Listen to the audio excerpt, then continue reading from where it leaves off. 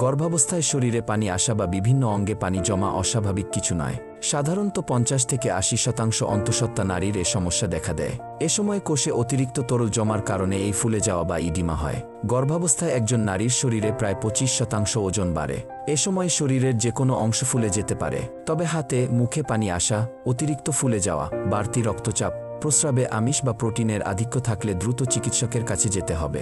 গর্ভাবস্থায় পায়ে পানি আসার কারণ: গর্ভকালীন প্রথম 3 মাসে রক্তে প্রজেস্টেরন হরমোনের মাত্রা অনেক বেড়ে যায়। শরীরে পানি জমার এটি অন্যতম কারণ। শিশুর আকার ধীরে ধীরে বৃদ্ধি পাওয়ার কারণে মায়ের শরীরে প্রায় 50% বেশি রক্ত ও তরল উৎপাদিত হয়। চতুর্থ মাসের শুরু থেকে জরায়ুর আকার বাড়তে থাকে।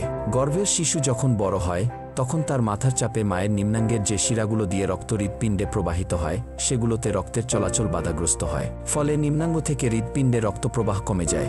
শিরা থেকে তরল বের হয়ে শরীরের টিস্যুতে জমতে থাকে।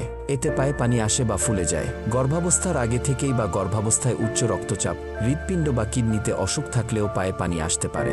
অনেকক্ষণ কাজ করলে, খাবারে পটাশিয়ামের পরিমাণ কম থাকলে, অতিরিক্ত ক্যাফেইনযুক্ত পানীয় পান করলেও পানি জমার পরিমাণ বাড়ে।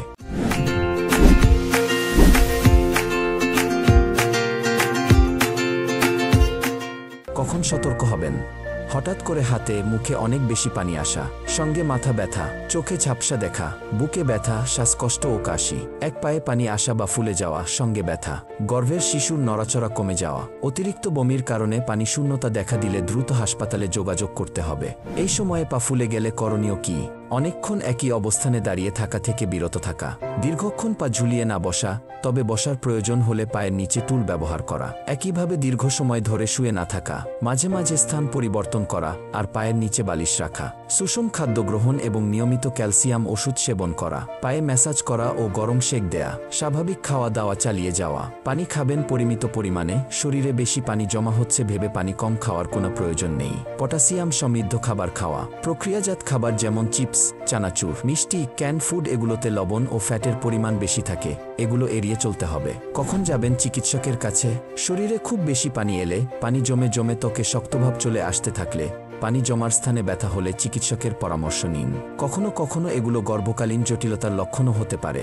তবে প্রস্রাবে সংক্রমণ কিংবা উচ্চ রক্তচাপ না হয়ে থাকলে পানি জমা নিয়ে ভয়ের কিছু নেই। তাই অস্বাভাবিক লক্ষণগুলো দেখা দিলে চিকিৎসকের পরামর্শ অনুযায়ী পরীক্ষা নিরীক্ষা করিয়ে নিশ্চিন্ত হন।